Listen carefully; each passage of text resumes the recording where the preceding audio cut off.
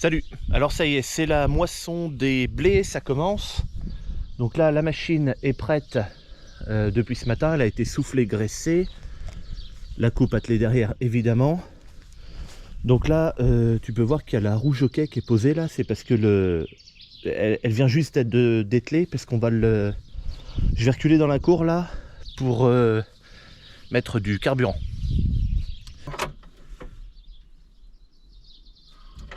Putain, c'est pas vrai, j'ai oublié le coup de batterie.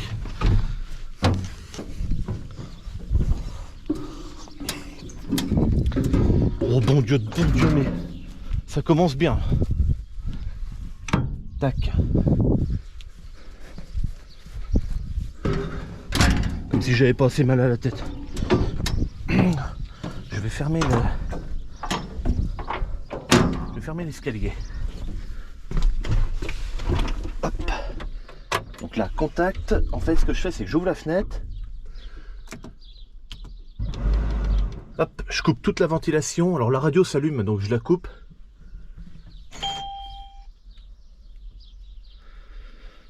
Et là, je suis en train d'écouter. En fait, par ici, là, j'entends la pompe à carburant. Il y a une petite pompe qui prend le carburant d'en bas et qui le remonte au moteur en haut. Et je l'entends qui fait tic tic tic tic.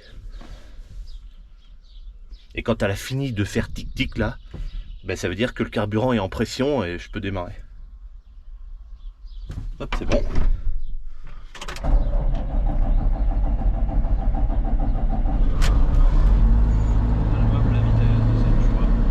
Oh, bah couillon. Oh putain, la poussière qui arrive. Et oui, c'est normal parce que comme la machine est entièrement soufflée, le moteur et tout est soufflé, il y a un peu de poussière résiduelle qui vole.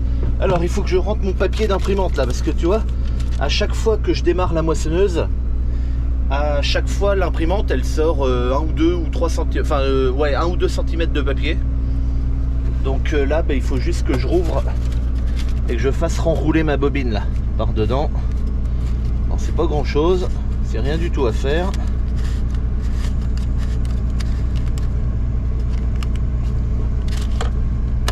Là, tac. Allez, je viens de faire 4 passages. Tu vois, je viens juste de commencer là. Donc j'ai fait mes 4 passages. C'est plus facile quand il y en a 4, quand il y a la benne de garer là, pour faire demi-tour. À l'autre bout, il n'y aura jamais une remorque de garer là-bas. Je peux en faire que 3. Bon, après, si je suis à l'autre bout du champ et il faut que je revienne là, ben, je vais en faire un 4e, c'est pas grave. Mais 3, ça suffit, quoi. C'est ça que je veux dire. Donc là je vide alors qu'il n'y a rien dans la trémie quasiment.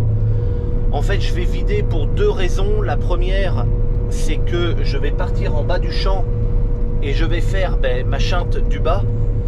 Juste, je suis en train de faire n'importe quoi. Hop, allez je vide. Voilà.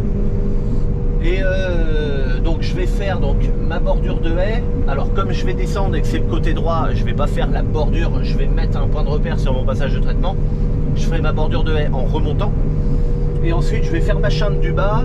Et puis voilà, donc je veux être sûr, c'est pour ça que je vide, c'est que je veux être sûr de pas être arrivé en bas, puis être quasiment plein, et puis j'ai pas assez pour remonter et tout. Donc je préfère vider. Et puis voilà. Et là je suis en train d'arrêter. Hop, c'est fait. Là j'arrête. Je veux régler ma moissonneuse correctement. Et je vais aller prendre un échantillon.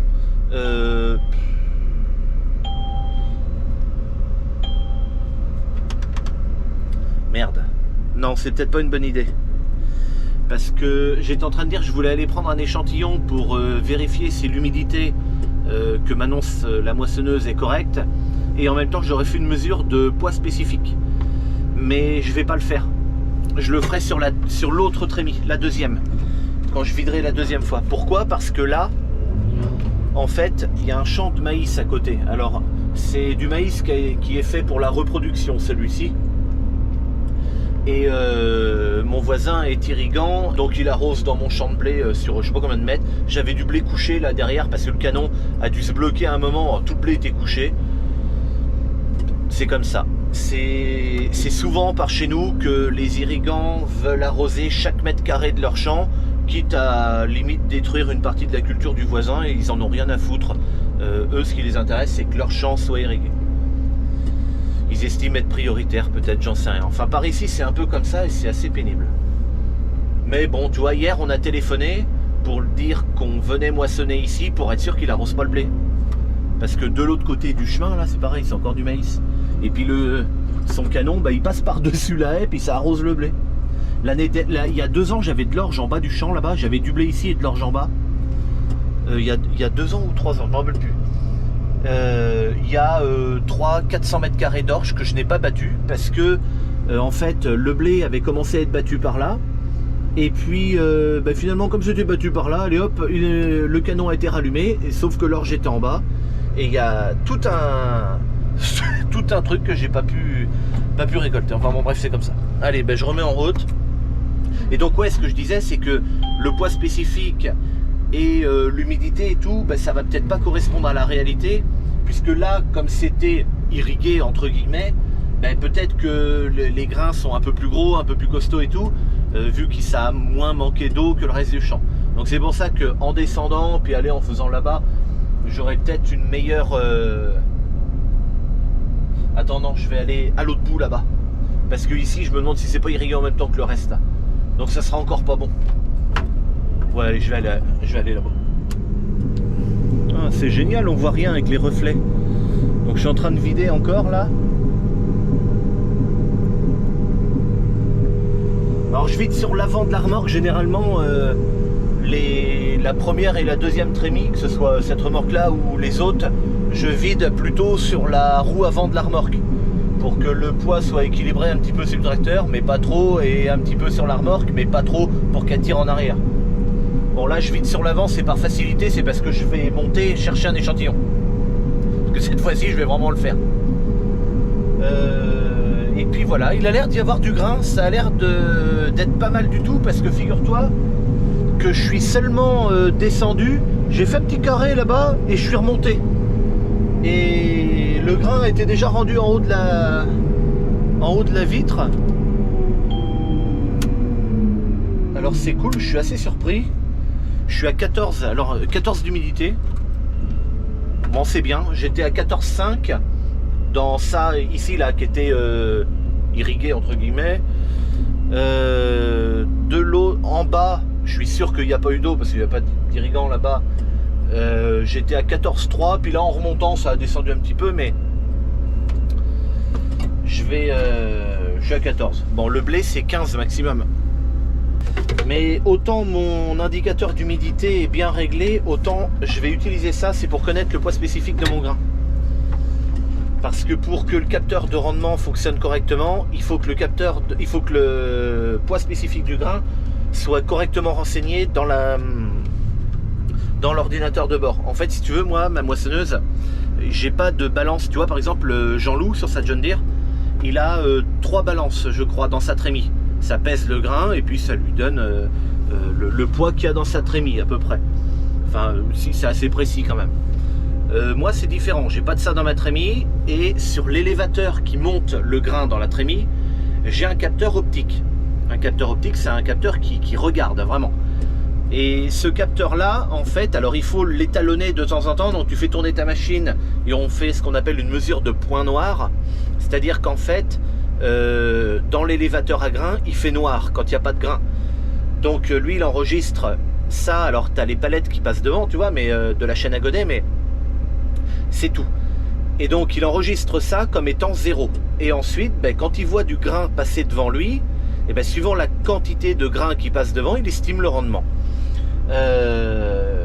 Sauf que lui, il connaît pas le poids du grain. Donc pour estimer le rendement et que ça soit un peu plus précis, pour être en tonnes par hectare, mais il a besoin de connaître le poids du grain, forcément.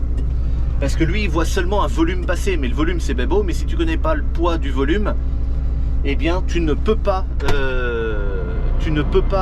estimer le rendement. Et donc ça, c'est pour faire le poids dans un volume. Alors ouais, la benne, pour ceux qui sont pas au courant, tu regardes sur ma chaîne, la semaine dernière, j'ai sorti une vidéo sur la remorque là. Je vais pas en refaire une autre aujourd'hui.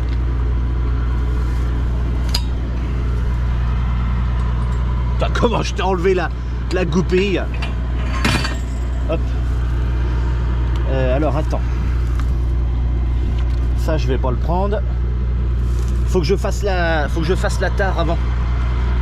Pour être sûr. Donc c'est que je vais accrocher ça moi. Ah ouais là. Nickel. Bien sûr, je l'ai mis à l'envers. Voilà, donc là quand je vais le mettre, tu vois, ça donne des chiffres ici. Donc là il faut que je mette mon pot à vide. La tare n'est pas bonne.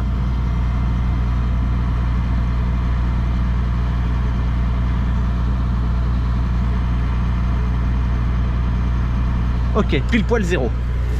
Donc je monte là-haut, je vais éteindre la caméra, je vais me casser la figure. Je le vois venir. Bon ça y est, je suis redescendu. Donc j'ai rempli jusqu'au ras-bord mon pot là. Hop. Alors on est à... Alors attends, comment ça marche? 70, 71, 72, 73, 74, 75 et en dessous, ok. Ok, je suis à 74,5 de PS. Donc normalement le poids spécifique ça se prend sur du grain propre qui a été nettoyé, genre à la cope par exemple. Là il est pas propre, j'ai des impuretés et tout qui prennent du volume alors qu'elles sont plus légères que du grain. Donc là si c'est 74,5, on peut estimer que ça ferait un point de plus, donc 75,5. Mais dans le doute, je vais laisser la moissonneuse, elle est déjà réglée comme ça je crois, sur 75. Donc je vais laisser. Je pense que c'est un bon compromis. Ok, bon bah je rebalance ça là-dedans là, puis, et puis allez. Allez, c'est reparti. Alors évidemment pour étalonner la moissonneuse, il y a une autre chose à faire. C'est ici le contrepesage. On voit pas grand chose, bon, on s'en fout.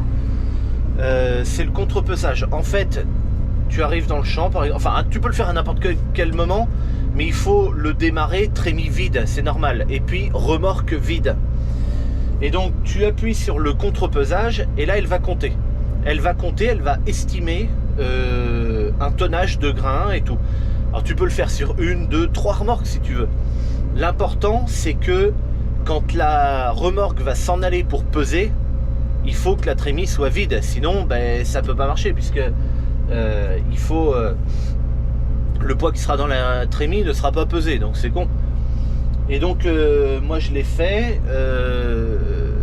Donc je me souviens quand je l'ai fait, moi tu vois, il y avait écrit mesurer 15 tonnes 80, 15 tonnes et 800 kg, et dans la remorque il y en avait en réalité 14 tonnes 500, peut-être un truc comme ça.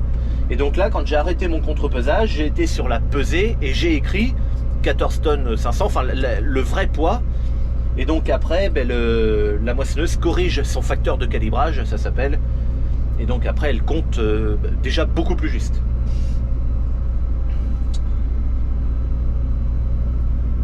Et moi j'avais fait ça sur une seule remorque. Mais on peut le faire sur plus hein. Allez, on repart.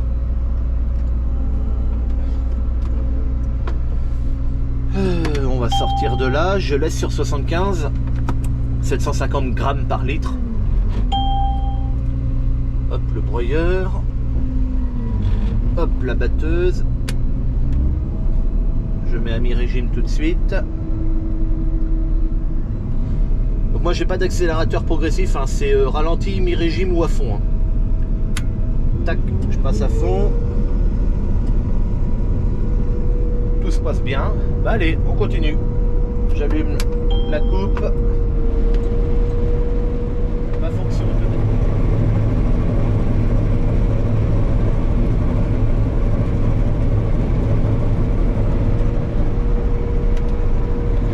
Alors là, j'ai un tout petit peu de blé couché là. Hop. Et donc ce que j'ai fait, tu ne l'as pas vu parce que j'ai été plus vite, mais ici voyez là, le triangle qui est blanc là, au bout de mon doigt, c'est mon réglage pour moissonner des pois.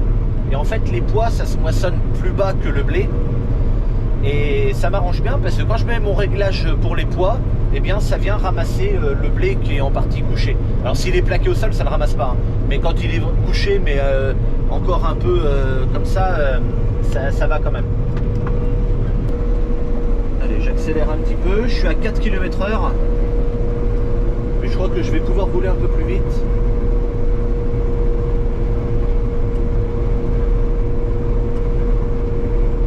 Allez, je vais pousser à 4,5. Voilà. Ah, c'est un truc que je me dis toujours, tu vois. C'est hypnotisant un peu le blé qui danse comme ça devant la coupe. C'est joli, je trouve. Hein. Ce sera un coup à s'endormir. Bon, je surveille mes paramètres quand même. Tout va bien. Derrière le broyeur, ça se passe bien.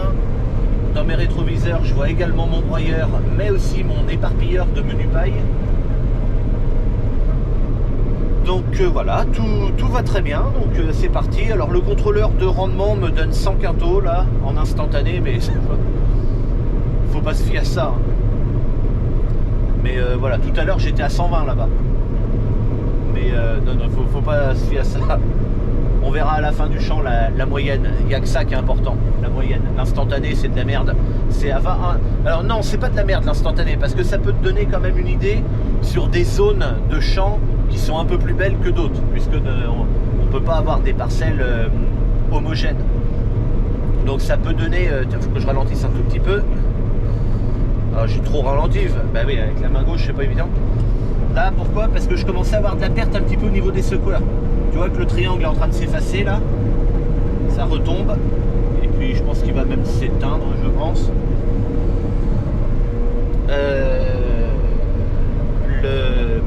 En fait, la perte au niveau des secoueurs sur ma moissonneuse, c'est ma limite en fait.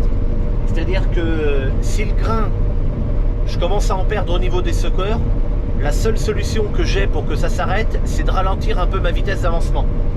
Donc généralement ce que je fais, c'est que quand ça commence, je pousse le manche en fait. Quand ça commence à sortir un petit peu au secoueur, je réduis ma vitesse d'environ 0,3 km/h. Et puis en principe ça marche. Après, comme je le dis, si je tombe sur une zone de champ où le rendement tout d'un coup va se mettre à monter, parce que pourquoi ici c'est très bon, il faudra que je réduise la vitesse encore plus, parce que si le rendement augmente, il faut que je ralentisse, puisque la machine ne pourra pas fournir à moissonner. Et à contrario, si le rendement descend, je pourrais réaccélérer un peu ma vitesse d'avancement. Mais bon voilà, donc je joue, j'accélère un peu, je ralentis un peu, et puis ça marche quoi, je m'en sors. Bon, alors, la benne est remplie, le 115 est là, et là c'est maman qui est là, moi je suis parti manger, papa va s'en aller avec le 2, c'est la Herculano, et derrière la moissonneuse en fait, il y a le New Holland avec la Le Bullsh, et j'ai commencé à mettre du grain dedans là. Mais là, je suis parti faire ma pause, je suis parti manger, il est 13h35. Voilà, je vais arrêter la moissonneuse, de toute façon ça y fera pas de mal de s'arrêter 20 minutes. Et puis voilà, allez, à tout à l'heure. Bon allez, c'est reparti, le champ est presque terminé. Hein. J'étais en train de me dire tout seul avant de prendre la caméra là. C'est fou quand même, le blé est comme ça, et il rentre dans la moissonneuse pendant quelques secondes, et puis on a ça aussitôt derrière. C'est impressionnant, ça marche bien une moissonneuse quand même. Hein. Tu te rends compte qu'en quelques secondes, elle est capable d'avaler tout ça, et hop là, de sortir que les grains, la paille derrière. Et tout, c'est la technologie quand même, on a bien évolué. Alors en parlant de paille, ouais d'ailleurs tu peux remarquer qu'il n'y a pas d'andin, parce que je suis en train de broyer ma paille. Cette année je vais broyer 100% de ma paille. 100%, tout va être broyé. En fait si tu veux, je travaille, pour ceux qui me suivent depuis un petit peu plus longtemps, je travaille avec un éleveur, un gros élevage, et puis je fais de l'échange paille-fumier avec lui. Et puis, si tu veux, cette année, il a pu économiser de la paille, il a pu également sortir ses vaches plus tôt, les rentrer plus tard à l'hiver et tout, fait qu'il a un stock de paille suffisant. Alors il a d'autres clients avec qui il va récupérer la paille, mais juste avant les moissons on se téléphone et on se dit est-ce que tu as besoin de paille, combien, machin et tout. Et donc cette année il me fait écoute, tu peux tout broyer. Donc voilà, donc on verra l'année prochaine pour un échange paille-fumier. Cette année je broie ma paille. Voilà. Ok, je viens de démarrer la grande parcelle. En fait c'est réparti en deux parcelles, 6 hectares et puis 14 hectares à peu près. On va pas s'occuper des virgules. J'ai remis les lunettes de soleil parce qu'il y a du soleil et ça me gêne. Donc là je suis en train de juste commencer, tu vois, je fais ma bordure comme ça. Papa est parti livrer avec le 2 de c'est la Herculano. Je viens de recevoir le texto à l'instant de la COP comme quoi papa était passé. Ça c'est bien parce qu'en fait si tu veux, quand tu passes sur le pont bascule, tu passes donc à plein, tu vides et ensuite tu passes à vide forcément. Et quand tu es passé à vide, t'es même pas encore descendu du pont bascule que je reçois moi déjà le texto avec le récap du truc. Donc là, pour le poids spécifique, on en parlait tout à l'heure, j'ai été faire une mesure et tout, il est à 76,5 le poids spécifique. En tout cas, à l'échantillon qui a été pris à la COP. Et il y avait 25 tonnes 300 dans la remorque. Pour une remorque de 25 tonnes, c'est très bien.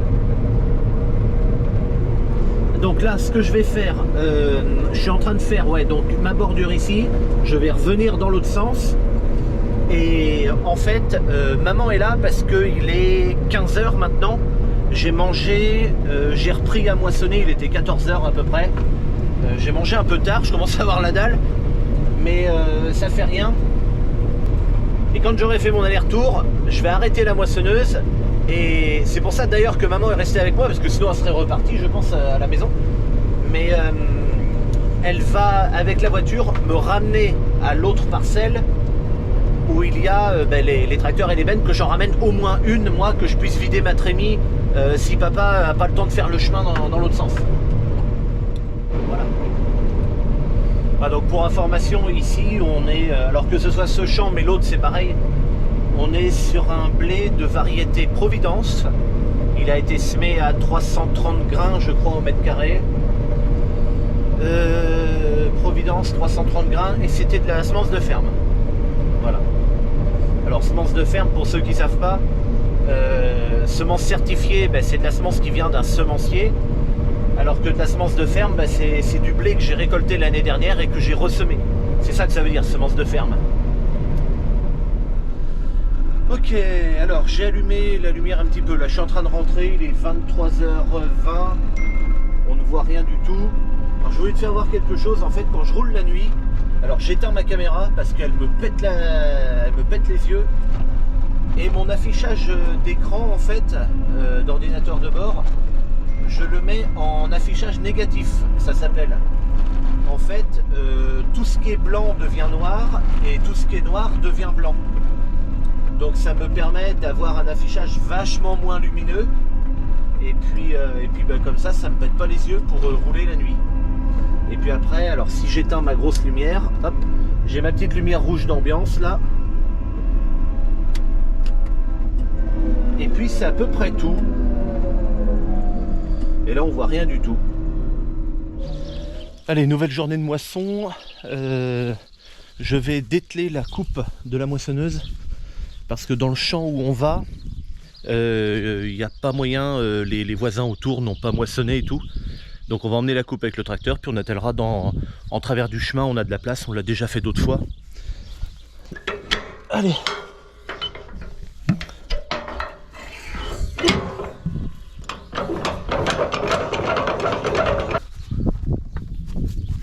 Ensuite, la prise.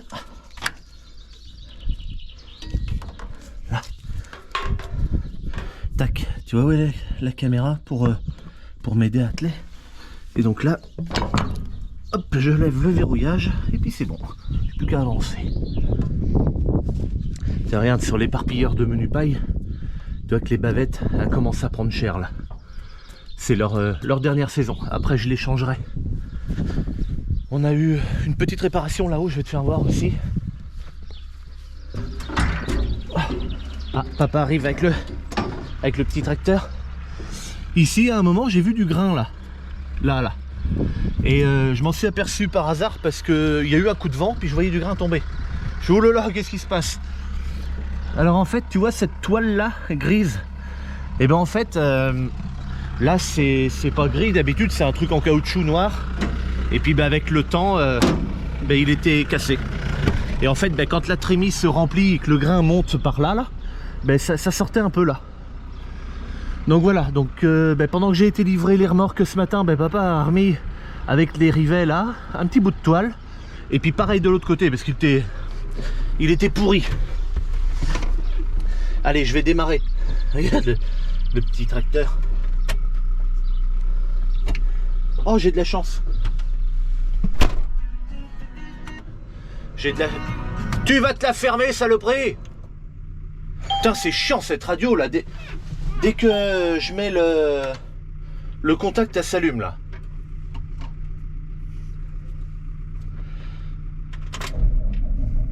Allez. Hop. Putain mais... Alors je vais allumer la caméra. Hop. Faut que je lève le convoyeur parce que je l'avais descendu à fond.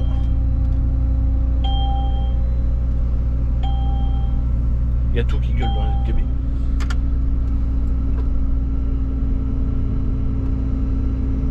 Allez hop là. Alors il va y avoir une différence. Tu sais que au début de la vidéo, j'ai dû dire que je broyais toute ma paille cette année. Et entre hier et aujourd'hui, il y a eu un changement, figure-toi. Parce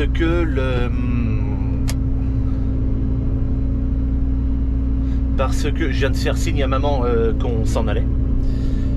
Il y a eu un changement parce que j'ai eu un coup de téléphone ce matin et un voisin éleveur qui lui manque de la paille. Et donc je vais lui en laisser parce que je vais pas laisser mon voisin dans l'embarras comme ça avec un manque de paille. Donc la parcelle où on va tout de suite là, on va garder la paille. La parcelle fait à peine 10 hectares, 9,50. Donc je vais lui laisser ça. Allez, je repasse. Oh putain, la gueule du truc. Et merde, tiens. Alors, hop là, je repasse blanc, tu vois. Là, je sais pas si on voit bien. Hop, là c'est l'affichage nuit, affichage négatif. Tout ce qui est noir devient blanc et tout ce qui est blanc devient noir. Et hop, ça c'est mon affichage de jour. Et ça s'appelle affichage positif là du coup. Faut que je règle l'heure. Alors je sais pas pourquoi. À chaque fois que je redémarre la moissonneuse, non, à chaque fois qu'on coupe le coupe-batterie, elle perd. Alors elle garde l'heure, elle garde la date, mais par contre l'année, elle se remet en 2012, un truc comme ça. Je sais pas pourquoi. Enfin bon, bref, ça fait rien. De toute façon, c'est pas important, c'est juste moi. Non, c'est pas important. En fait, je m'en fous. Mais je le fais quand même parce que je veux pourquoi. Allez, hop, je suis prêt. Est-ce que je suis en troisième? Oui. Ça, je le mets. Je vais fermer ma trémie parce que, évidemment, papa l'avait ouvert ce matin pour réparer le truc.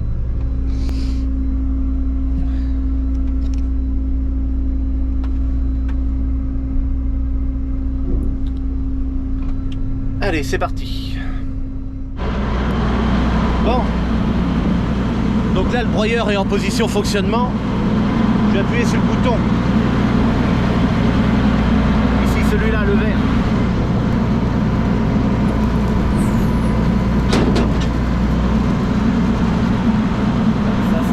gouttière. Là, je vérifie que ma tôle est bien tombée en bas. Donc là, c'est le cas, surtout que je l'ai entendu taper.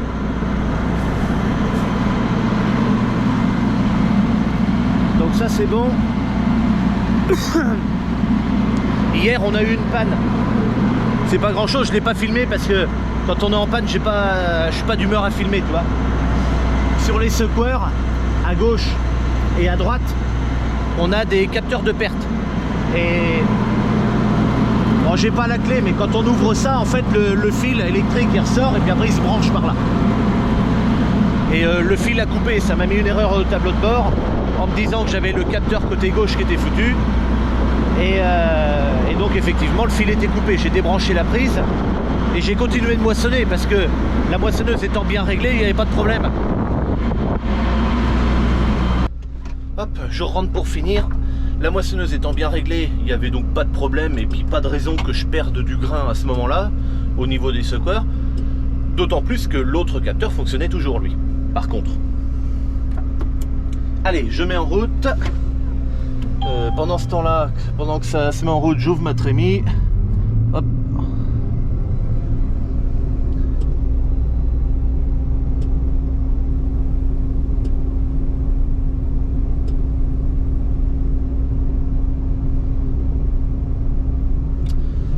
Et donc on a, pendant ce temps-là, moi donc j'ai continué de moissonner pendant que papa a été chercher ce qu'il fallait pour réparer. Et ensuite, quand il est revenu, j'ai arrêté, j'ai réparé mon fil et puis voilà, c'est toujours comme ça maintenant. Allez, donc là une parcelle de 10 hectares, donc je garde ma paille et puis voilà. Bon, ça y est, la parcelle est terminée. Donc là, je vais la décrocher, remettre ça sur le chariot. On peut voir les andins de paille, ils sont bien volumineux. Ça, c'est ce genre d'andin, c'est typique de ma moissonneuse, hein. C'est une moissonneuse à battage conventionnelle. Et donc ça laisse des grandes tiges de paille, parfois même en entière, sans les abîmer, avec les pieds au bout. Avant de dételer, il faut que j'aille remettre le broyeur.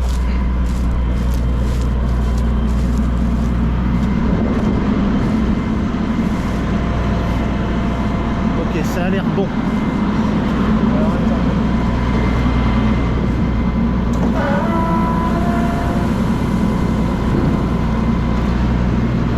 Alors, je regarde par là. Et par ici. Ok, c'est bon, la tôle est bien fermée.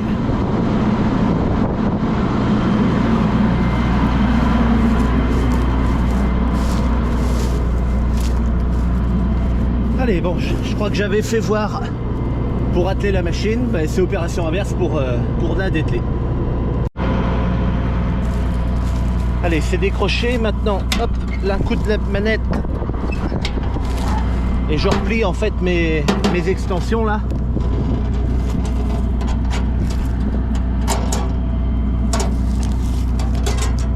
Hop, voilà, comme ça bouge pas.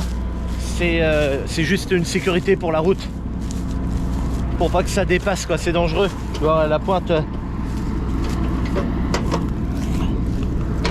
à une main, évidemment, c'est encore tout un chantier.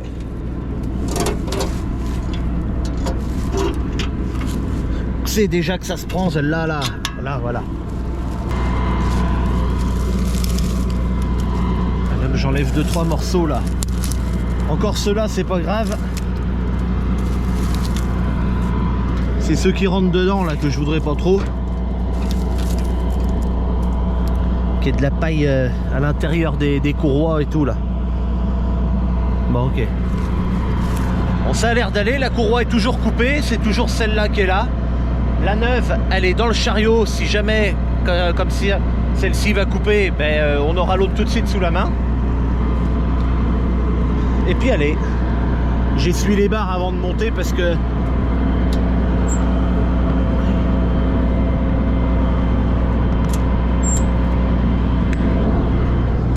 je suis quelqu'un de précieux, moi je veux pas me salir. Alors là, faut que je fasse mes vitres aussi.